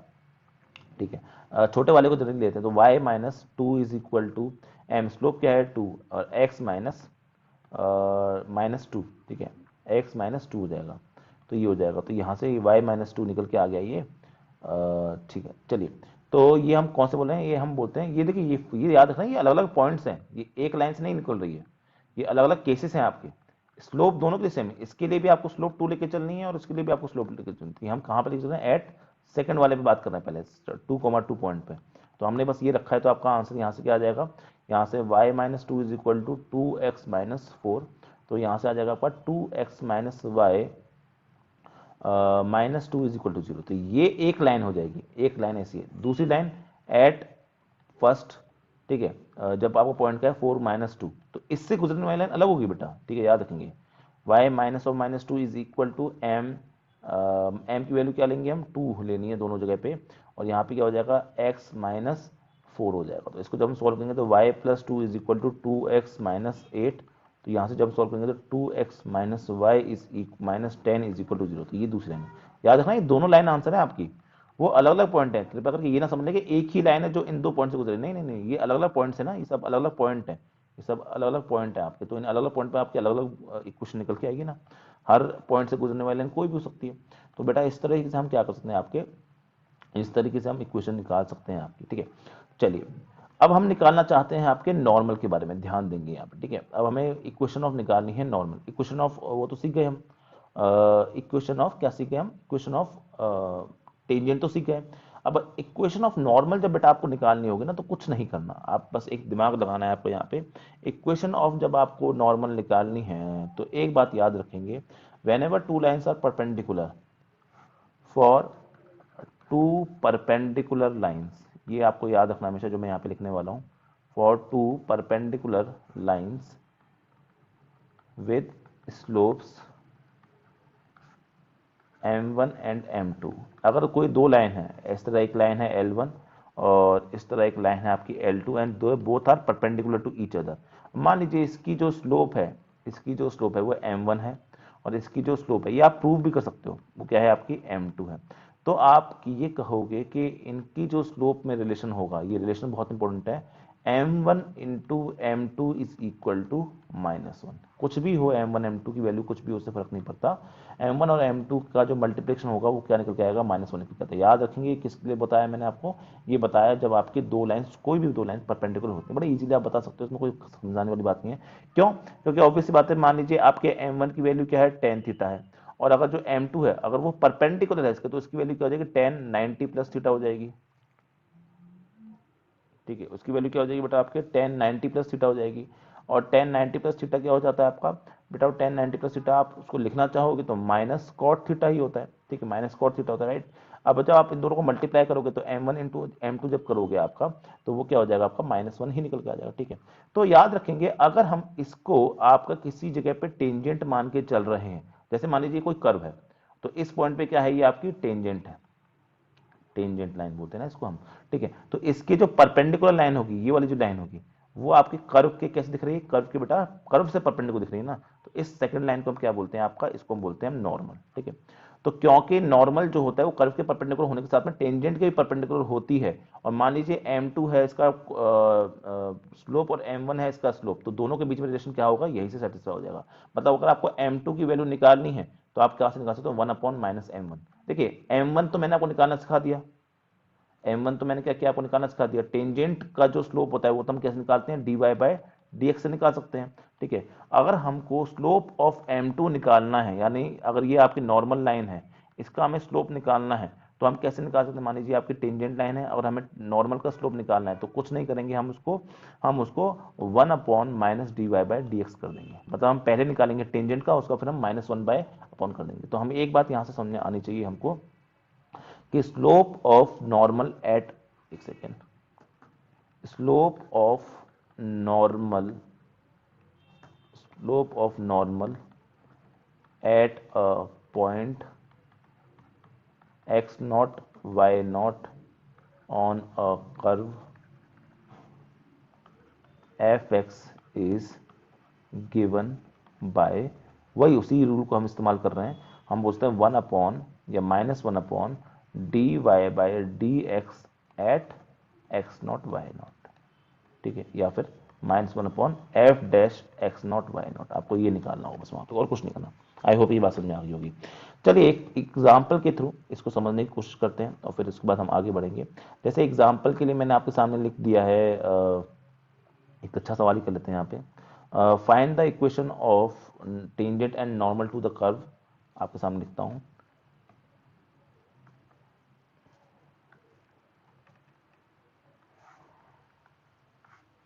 कर्व मान लीजिए मैंने आपको दे दिया इस तरीके से कि x की पावर 2/3 प्लस y की power 2/3 is equal to 2 at 1,1 पर निकालना है आपको। चलिए देखते हैं सवाल को, समझते हैं, समझ में आएगा सवाल तो अच्छे से करेंगे। पहले हम इसको क्या करेंगे, क्योंकि आपका ये इम्प्लिसिट फॉर्म में लिखा हुआ है तो हम सीधे डिफरेंशिएट करेंगे आपको दोनों साइड ऐसे डायरेक्टली। जब डिफरेंशिएट करते हैं इसको हम, तो यहाँ पे क्या आ जाएगा, यहाँ पे आपका आ जाएगा 2/3 dx अपॉन dx आएगा, ठीक है। उसकी पावर क्या बन जाएगी, 1/3 बन जाएगी, उसमें माइनस करेंगे ना 1 में से, तो आप -1/3 बन जाएगी यहाँ पे। प्लस इसको भी करेंगे तो 2y/3, y की पावर -1/3, और यहाँ पे क्या बन जाएगा, यहाँ पे dy/dx, क्योंकि x वाले को तो हम कुछ करेंगे नहीं, यहाँ पे कांस्टेंट है, 0 हो जाएगा, तो कांस्टेंट है 0 हो जाएगा, ये 3 है, तो ये तो कांस्टेंट है तो कट जाएंगे दोनों साइड से। तो आपका जो dy/dx यहाँ से सिंपल सा निकल के आएगा, dy/dx क्या निकल के आ जाएगा यहाँ से, वो निकल के आ जाएगा आपको -y/x की पावर 1/3। ये आप इजीली खुद से सॉल्व करके निकाल सकते हैं, राइट। तो ये किसकी स्लोप है, ये टेंजेंट की स्लोप है, पहली बात ये समझेंगे, this is the slope of tangent, ठीक है। This is slope of tangent, एक सेकेंड। तो स्लोप ऑफ टेंजेंट क्या हो गई बेटा, स्लोप ऑफ टेंजेंट हो गई आपकी, मतलब m इसको अगर हम 1 मान के चल रहे हैं तो वो होगी आपकी -y/x की पावर 1/3। आपको बोल रखा है कहाँ पर निकालनी है, एट 1,1 निकालनी है, तो हम इसको अगर एट 1,1 लिखना चाहें, अगर एट 1,1 लिखना चाहें तो आपके m1 की जो वैल्यू हो गई वो क्या हो गई, 1/1 यानी -1/1 की पावर 3 यानी -1 हो गई। चलिए ठीक है, यहां से जब हम इक्वेशन ऑफ टेंजेंट लिखना चाहेंगे, इक्वेशन ऑफ टेंजेंट क्यों, क्योंकि स्लोप पता है मुझे उसकी, राइट, और मुझे पॉइंट भी पता ही है, तो वो क्या हो जाएगा आपका y-1 is equal to, slope क्या है -1x-1 हो जाएगा। तो ये आप इस तरह से पॉइंट लिख सकते हैं। इसको सिंप्लीफाई करेंगे तो x plus y -2 is equal to 0 हो जाएगी, ये आपकी इक्वेशन ऑफ टेंजेंट हो जाएगी। चलिए बात करते हैं, अगर हमको लिखना चाहते हैं, हम स्लोप ऑफ नॉर्मल लिखना चाहते हैं, ठीक है, इसको लेट से m2 मान लेते हैं, तो वो क्या करेंगे, कुछ नहीं, 1 माइनस dy/dx कर देंगे अपने यहाँ पे बस, ठीक है। ये माइनस को हम ऊपर भी लगा सकते हैं, नीचे भी लगा सकते हैं, उससे फर्क नहीं पड़ता। तो ये कुछ नहीं निकल के आएगा, आपका x/y की पावर 1/3 निकल के आ जाएगा, ठीक है। हमें निकालना है एट 1,1 पे निकालना है, तो इसकी m2 की वैल्यू हो जाएगी, आप यहाँ से भी कर सकते थे, -1 का उल्टा करके -1 से मल्टीप्लाई, तो वही आंसर आता, 1 आ जाता। तो आपको अब लिखनी है इक्वेशन ऑफ नॉर्मल। तो बेटा इक्वेशन ऑफ नॉर्मल क्या हो जाएगी आपकी, y -1 is equal to 1x-1 हो जाएगी, जिससे बहुत सिंप्लीफाई, इजीली सिंप्लीफाई करके आप इसकी इक्वेशन लिख पाएंगे। इसकी इक्वेशन बन जाएगी आपकी x - y is equal to 0। This will be your equation of normal. तो इस तरीके से ना बेटा आप सिंपल सिंपल सवाल जो है वो कर सकते हैं। पैरामेट्रिक फॉर्म आएगा तब भी आपको यही करना है, बस dy/dx निकालने का कंसेप्ट आपको जो है वो समझना है और आपको वो याद रखना है। तो इस तरह से हम अप्रोक्सीमेशन में भी आपका इस्तेमाल करते हैं, पर अप्रोक्सीमेशन आपके सिलेबस में नहीं है, ना आपके लिए किसी काम का, बहुत ज़्यादा अप्रोक्सीमेशन पूछा भी नहीं जाता एग्जाम में, तो उस पर हम अभी ज़्यादा जोर भी नहीं डालेंगे, ठीक है। नेक्स्ट जो टॉपिक आपको पता होना चाहिए वो होता है बेटा, काफ़ी अच्छी चीज़ है और सिंपल है, मैं ये नहीं कह रहा कि हार्ड है, पर सिंपल है, ठीक है, जिसको हम बोलते हैं आपका maxima and minima. Maxima and minima. अभी मैक्सिमा मिनिमा का मतलब कुछ नहीं है, वही है मिनिमम और मैक्सिमम, उसका जो मतलब होता है वही इसका मतलब है, बस उसको बोलने के लिए मैक्सिमा मिनिमा बोल रहे हैं।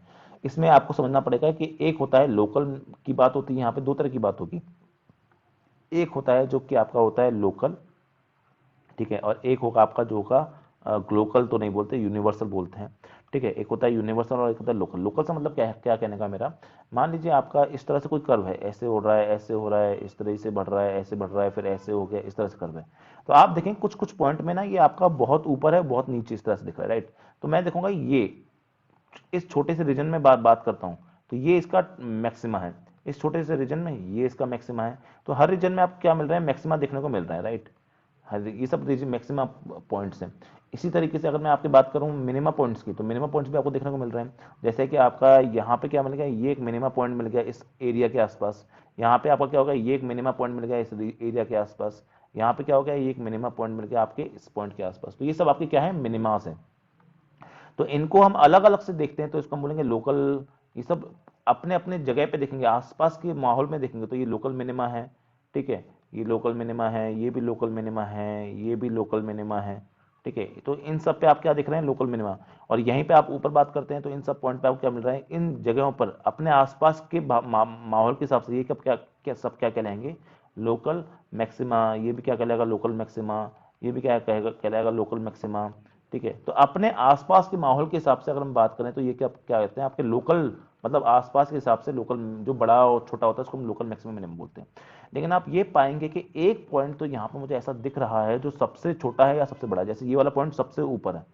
तो इन सारे पॉइंट्स में जो सबसे बड़ा है उसको हम क्या बोलते हैं आपका, उसको हम आपका बोलेंगे यूनिवर्सल मैक्सिमा। ठीक है, यूनिवर्सल मैक्सिमा। और सिमिलरली इन सारे पॉइंट्स में जो आपका सबसे छोटा है, जैसे ये सबसे छोटा दिख रहा है ना मुझे, ठीक है, ये सबसे छोटा दिख रहा है। तो इन सारे पॉइंट में जो सबसे छोटा है, सबसे छोटा, ठीक है, उसको हम क्या बोलेंगे आपका, उसको हम बेटा बोल देंगे अपना यूनिवर्सल मिनिमा। तो पहली बात तो यूनिवर्सल उसका फर्क क्या है ये समझना चाहिए। अब एक बात आपको यहाँ पे और देखने को मिलेगी, वो समझने वाली बात है कि जहां भी आप इन सारे पॉइंट्स पर अगर आप टेंजेंट बनाते हैं, किसी भी पॉइंट पे, इस पे बनाइए चाहे इस पे बनाइए, टेंजेंट बनाते हैं, सब पे टेंजेंट बनाएंगे, ठीक है, तो सबके सब, चाहे मिनिमा पे बनाओ चाहे मैक्सिमा बनाओ, चाहे मिनिमा बनाओ चाहे मैक्सिमा बनाओ, हर जगह आपका इन सब जगह पे जो एट ऑल लोकल मैक्सिमा चाहे मिनिमा, इन सब पॉइंट्स में आपको क्या देखने को मिल रहा है, आपका टेंजेंट जो है वो आपकी tangent is parallel to x axis. ठीक है। इसका मतलब वहां पे आपकी स्लोप क्या हो जाएगी टेंजेंट की, वो जीरो हो जाएगी। इसका मतलब वहां पे d y by D x क्या होगा, आपका जीरो होगा। इसका मतलब एक बात तो याद रखना है कि कहीं भी चाहे मैक्सिमम पॉइंट हो चाहे मिनिमम पॉइंट हो, वहां पे आपकी डिफरेंशिएशन की वैल्यू बेटा क्या होगी, हमेशा डिफरेंशिएशन की वैल्यू हमेशा जीरो होती है। ये सबसे पहली चीज आपको समझना चाहिए। ठीक है। अब मैं आपको यहाँ डेफिनेशन वाइज नहीं समझाने वाला कि डेफिनेशन क्या होती है, आपको सीधे मैं समझाने वाला हूँ जो चीज़ आपको समझ में आनी चाहिए कि क्या मैक्सिमा होता है क्या मिनिमा होता है, उसकी बात हम करेंगे, कैसे निकालते हैं कैसे नहीं निकालते हैं, वो सारी चीज़ को हम यहाँ पे समझना चाहेंगे। ठीक है। वो मैं आपको डायग्राम से समझा भी चुका हूँ, लोकल क्या होता है, लोकल क्या होता है और ये सब क्या होता है। अब देखिए, अगर मैं बात करूँ मतलब डिफ्रेंशिएशन की हेल्प से आप कैसे बता पाएंगे कि कोई चीज़ आपकी लोकल पे है या उस पे है, तो आप बता पाएंगे। देखिए मैं आपके सामने लिखता हूँ, उसको हम बोलते हैं फर्स्ट डेरिवेटिव टेस्ट। देखिए ये बड़ा सा है, ठीक है। फर्स्ट डेरिवेटिव टेस्ट क्या होता है समझेंगे। देखिए, तो ये बड़ा सा पूरा पॉइंट एक साथ में मेंशन कर रहा हूँ, लेकिन बहुत इंपॉर्टेंट पॉइंट है, आपके सामने लिखा हुआ है ये इस तरीके से। देखेंगे एक एक करके सारे पॉइंट्स को पढ़ेंगे, समझेंगे। ठीक है, घबराने वाली बात कोई नहीं है, आराम से पढ़ेंगे, कोई जल्दबाजी नहीं है, कोई घबराने वाली बात नहीं। देखिए, देखिए तो पहला पॉइंट क्या बोल रहा है आपसे, पहला पॉइंट ये बोल रहा है आपसे कि फर्स्ट डेरिवेटिव, इसको हम बोलते हैं फर्स्ट डेरिवेटिव टेस्ट। मैंने आपको समझाया भी अभी, that f be function depend on open interval I continuous function है क्रिटिकल पॉइंट। क्रिटिकल पॉइंट मतलब जहां पे मैक्सिमम या मिनिमम मिलता है, मैक्सिमा और मिनिमम पॉइंट मिलता है, उसको हम बोलते हैं क्रिटिकल पॉइंट। ठीक है। If f dash x changes sign from positive to negative as x increases, that is अगर आपका चेंज साइन करते हैं, एक्स को बढ़ाते हुए अगर आपका एफ डैश एक्स की वैल्यू ग्रेटर देन जीरो होती है, ठीक है, क्लोज टू सी, और यहाँ एफ डैश एक्स की वैल्यू जीरो होती है, तो close to and right to c, ठीक है, तो उसको हम क्या बोलते हैं, लोकल मैक्सिमम। मेरा कहने का मतलब कि जस्ट इस वाले पॉइंट पे आपको क्या मिलता है, एफ डैश एक्स की वैल्यू क्या मिलती है, ग्रेटर देन जीरो मिलती है। और जस्ट इस वाले पॉइंट पे क्या मिलता है आपको, एफ डैश एक्स की वैल्यू क्या मिलती है, लेस देन जीरो मिलती है। तो ये पॉइंट आपका क्या कहलाता है, आपका लोकल मैक्सिमा पॉइंट कहलाता है। सिमिलरली यहाँ पे यही बात समझा रखी है, आप नीचे वाली लाइन खुद से पढ़ सकते हैं और समझ सकते हैं। जस्ट इसके यहाँ पे अगर आपको एफ डैश एक्स, जस्ट यहाँ पे आपको एफ डैश एक्स अगर यहाँ पे देखें पॉजिटिव मिलता है, यहाँ पे नेगेटिव मिलता है, तो इस पॉइंट को हम क्या बोलते हैं, आपका मिनिमा बोलते हैं। लेकिन अगर हम देखें कि अगर आपके एफ डैश एक्स का साइन चेंज ही ना हो, नाइदर लोकल नॉर मैक्सिमा, ठीक है, कुछ भी नहीं होता, ठीक है, किसी पॉइंट पे, जैसे यहाँ पे मैं बोलता हूँ, यहाँ पे भी आपका एफ डैश सी की वैल्यू क्या होगी, जीरो होगी। यहाँ पे आपके एफ डैश सी की वैल्यू क्या होगी, जीरो होगी, जस्ट, और यहाँ पे भी जीरो होगी। लेकिन यहाँ पे आपको नो मैक्सिमा और नो मिनिमा वाली कंडीशन मिलती है, ठीक है, मिनिमा, तो उसको हम क्या बोलते हैं बेटा, उसको हम बोलते हैं आपका such a point is called as point of inflection. ये सबसे इंपॉर्टेंट बात है कि ये तो हो रहा है पर वहां पे मैक्सिमम मिनिमम की कंडीशन वहीं आपको नहीं मिल रही है, तो उस केस को हम क्या बोलते हैं, आपका उस केस को हम बोलते हैं आपका नो मैक्सिमम इन कंडीशन। उस पॉइंट को हम क्या कहलाता है, वो पॉइंट बेटा आपका कहलाता है आपका पॉइंट ऑफ इन्फ्लेक्शन कहलाता है। ठीक है, ये बात समझ आ गई आपको अच्छे से, बहुत सिंपल सा क्वेश्चन है, इसमें कुछ नहीं करना आपको, बस वो निकालना है। ठीक है। जैसे एग्जाम्पल के लिए मैं आपको समझाऊं, जैसे क्वेश्चन कर लेते हैं अपन यहाँ पे। चलिए देखिए, समझ में आ गया, ये सारे पॉइंट तो समझ में आ गए ना। चलिए जैसे एग्जांपल के लिए मैं समझाऊं, यहाँ पे आपको क्वेश्चन दे के समझाने की कोशिश करता हूँ आपको। यहाँ पे ये आपको क्वेश्चन दे रखा है, ये आपका, हाँ तो यहाँ पे आपका क्यूब है, यहाँ पे आपका स्क्वायर है। इसको सॉल्व करते हैं क्वेश्चन को। तो ये आपको बोल रखा है find the all the points of local maxima and local minima for the function F given by. तो ये दे रखा है, तो सबसे पहले आपका काम क्या करना है, एफ डैश एक्स को क्या करना है बेटा, जीरो करना है। फॉर लोकल मैक्सिमा और मिनिमा सबसे पहली चीज क्या करनी है आपको, यहाँ पे जीरो करना है।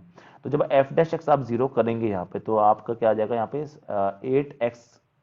6x² आ जाएगा। 6x² minus 12x plus 6 is equal to 0 आ जाएगा। ठीक है, इसमें से फिर आप 6 कॉमन ले लेंगे तो आपको क्या बन जाएगा, इसको बहुत सिंपल से हम लिख सकते हैं 6x माइनस 1 का होल स्क्वायर बन जाएगा आपका 0। ठीक है, और यहाँ पे अगर हम बात करें एफ डैश एक्स की वैल्यू क्या हो जाएगी, 1 हो जाएगी।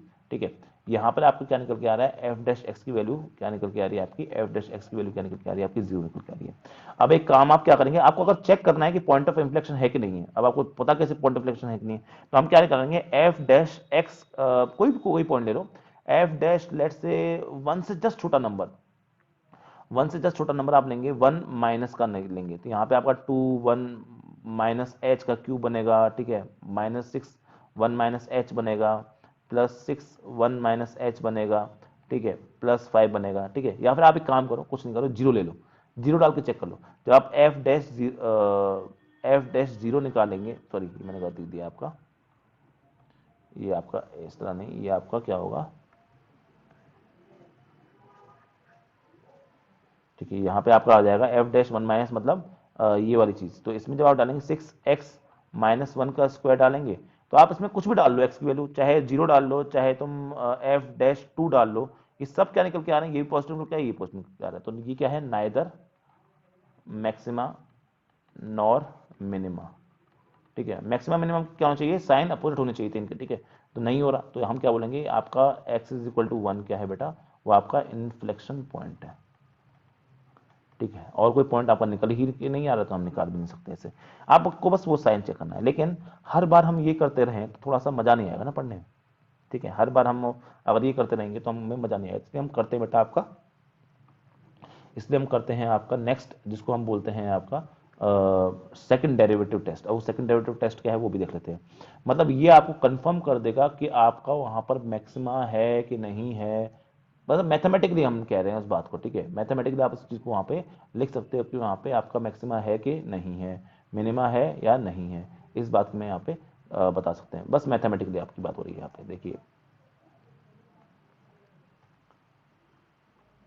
देखिए, तो पहला पॉइंट क्या बोल रहा है आपसे, पहला पॉइंट ये बोल रहा है आपसे कि सेकंड डेरिवेटिव टेस्ट बोलते हैं इसको, let F be a function defined on the interval I C belongs to F with twice differentiable S C, X is the point of local maxima. अब ये बात सुनिए, लोकल मैक्सिमा के लिए अगर आपको चेक करना है कि कोई पॉइंट लोकल मैक्सिमा है कि नहीं है, तो सबसे पहले आपको क्या करना पड़ेगा, वहां पे एफ डैश सी की वैल्यू जीरो होनी चाहिए, पहली कंडीशन। दूसरी कंडीशन क्या होनी चाहिए, वहां पे डबल डिफरेंशियल आप निकालेंगे, D two Y by D X निकालेंगे। ठीक है, तो वो आपका क्या होना चाहिए, वहां पे नेगेटिव आना चाहिए। अगर ऐसा होगा, ठीक है, तो वो पॉइंट क्या कहलाएगा, आपका लोकल मैक्सिमा कहलाएगा। ऐसे हम लोकल मिनिमा की अगर हम बात करें, तो ये याद रखना, कंडीशन बहुत इंपॉर्टेंट है। पहली कंडीशन क्या होनी चाहिए कि एफ डैश सी की वैल्यू क्या होनी चाहिए, आपकी जीरो होनी चाहिए। सेकंड पॉइंट क्या होना चाहिए, वहां पे एफ डबल डैश यानी डबल डिफरेंशियल की वैल्यू क्या होनी चाहिए, वो पॉजिटिव होनी चाहिए। अगर ये दोनों सेटिस्फाई होंगी तो वहां पे क्या मिलेगा आपको, वहां पे आपको मिनिमा मिलेगा। ठीक है, लेकिन हम ये बोलेंगे कि आपका अगर ऐसा हुआ, अगर कभी ऐसा हुआ कि आपका इफ, इस वाले केस में अगर एफ डैश सी भी जीरो हो जाए और एफ डबल डैश सी भी जीरो हो जाए, ठीक है, दोनों ही जीरो हो जाए, तो आपका टेस्ट फेल होगा। ये सब मत बोलते रहना कि वहां पॉइंट ऑफ इन्फ्लेक्शन होगा, पॉइंट ऑफ इन्फ्लेक्शन करने का तरीका एक ही है। पॉइंट ऑफ इन्फ्लेक्शन कैसे चेक करना है, आप पहले उस जगह पे निकालें वो पॉइंट कौन सा है, उस पॉइंट पे आप लेफ्ट साइड और राइट साइड के डिफरेंशिएंट की वैल्यू चेक करें। अगर वो आपके सेम साइन के आपको मिल जाए, नाइदर मैक्सिमा नॉन मिनिमा, तो उसको हम क्या बोलते हैं आपका, उसको हम बोलते हैं इन्फ्लेक्शन पॉइंट। ये याद रखना पहली बात। तो यहाँ पे क्या मानेंगे हम, टेस्ट फेल मानेंगे, मतलब जो आप ये टेस्ट करें सेकंड डेरिवेटिव टेस्ट, इसको हम यहाँ पे सेटिस्फाई नहीं मानेंगे। बस ये वाली बात समझ में आनी चाहिए। ठीक है, चलिए, आई होप कि ये छोटी सी चीज़ हैं आपको समझ में आ गई होंगी। ठीक है, कोई दिक्कत तो नहीं है किसी को। चलिए एक सेकेंड रुकेंगे।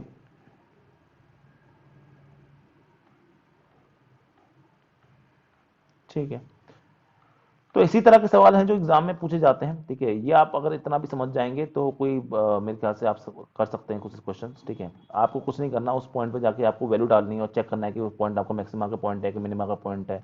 इसमें थोड़े से अच्छे जो क्वेश्चन और भी बन सकते हैं, पर वो हमारे अभी सिलेबस पॉइंट ऑफ व्यू से ज़्यादा इंपॉर्टेंट है नहीं जिस सिलेबस में तैयारी कर रहे हैं, ठीक है। तो बेटा आज के लिए फिर हम इतना ही पढ़ रहे हैं, ठीक है। आई होप कि आपको आज क्लास जो है अच्छे से समझ में आई होगी, ठीक है। आज क्लास को हम यहीं फिनिश करते हैं, ठीक है। अगर आपको डाउट हो एनसीईआरटी में या किसी और किताब में कोई भी डाउट हो तो प्लीज़ कमेंट में ज़रूर बता दें, मैं उसको अगली क्लास में डिस्कस कर लूँगा आपके साथ में।